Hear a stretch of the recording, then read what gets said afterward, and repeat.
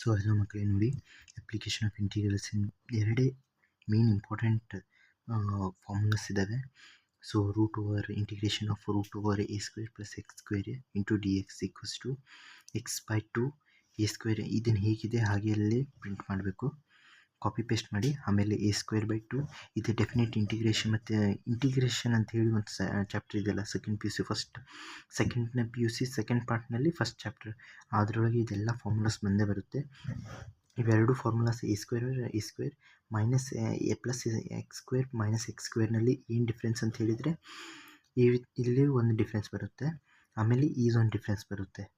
X by two a square by to ಎರಡು ಸೇಮೇ ಇರುತ್ತೆ. ಇವೆರಡು ಇಲ್ಲಿರುತ್ತೆ ಮತ್ತು ಇವೆರಡು ಇಲ್ಲಿರುತ್ತೆ. ಇವಾಗ ಕೆಲವೊಮ್ಮೆ ಏನಾಗುತ್ತೆ, X square minus A square ಅಂತ ಈ ಫಾರ್ಮುಲಾ ಬಂದುಬಿಡುತ್ತೆ. ಅವಾಗ ಏನು ಮಾಡಬೇಕು, ಇದು ಫಸ್ಟ್ ಫಾರ್ಮುಲಾದಲ್ಲಿ ಎ ಇರೋ ಕಡೆ ಎ ಮೈನಸ್ ಎ ಸ್ಕ್ವೇರ್ ಹಾಕೋದು, ಅಂದರೆ ಪ್ಲಸ್ ಎ ಸೈಡ್ನಲ್ಲಿ ಮೈನಸ್ ಎ ಸ್ಕ್ವೇರ್ ಹಾಕಿಬಿಟ್ರೆ ಆಯಿತು. ನೋಡಿ ಇದೇ ಫಾರ್ಮುಲಾ ಬರೀತೀನಿ. ಎಕ್ಸ್ ಬೈ ಟು ಇದಾಗುತ್ತೆ X square minus A square, ಇದು ಪ್ಲಸ್ ಇರೋದ್ರಿಂದ ಮುಂದೆ ಬರುತ್ತೆ ಪ್ಲಸ್ ಎ ಸ್ಕ್ವೇರ್, ಇಲ್ಲಿ ಮೈನಸ್ ಬರುತ್ತೆ. ಸೊ ಎಲ್ ಎಕ್ಸ್ ಪ್ಲಸ್ ಇಲ್ಲಿ ಬರುತ್ತೆ, ಇದನ್ನು ಹೀಗೆ ಪ್ರಿಂಟ್ ಮಾಡಿಬಿಡಿ. So this is the formula. So ಇದೇ ಫಾರ್ಮುಲಾ ಯೂಸ್ ಮಾಡಿ ಇದೆಲ್ಲ ಬರುತ್ತೆ. ಕೆ ಸಿ ಟಿಗೋಸ್ಕರ ಈ ಟೆಕ್ಸ್ಟ್ ಬುಕ್ನಲ್ಲಿಯೂ ಕೊಟ್ಟಿದ್ದಾರೆ.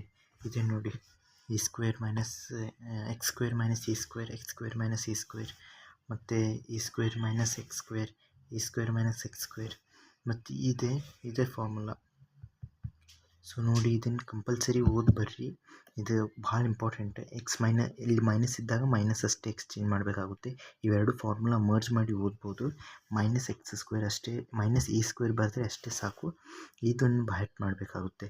ಈ ಮೂರು ಫಾರ್ಮುಲಾನೇ ಅಪ್ಲಿಕೇಶನ್ ಆಫ್ ಇಂಟೀರಿಯಲ್ಸ್ನಲ್ಲಿ ಯೂಸ್ ಮಾಡೋದು. ಮತ್ತು ಥ್ಯಾಂಕ್ಸ್ ಫಾರ್ ವಾಚಿಂಗ್. ಲೈಕ್ ಮತ್ತು ಸಬ್ಸ್ಕ್ರೈಬ್ ಮಾಡಿ.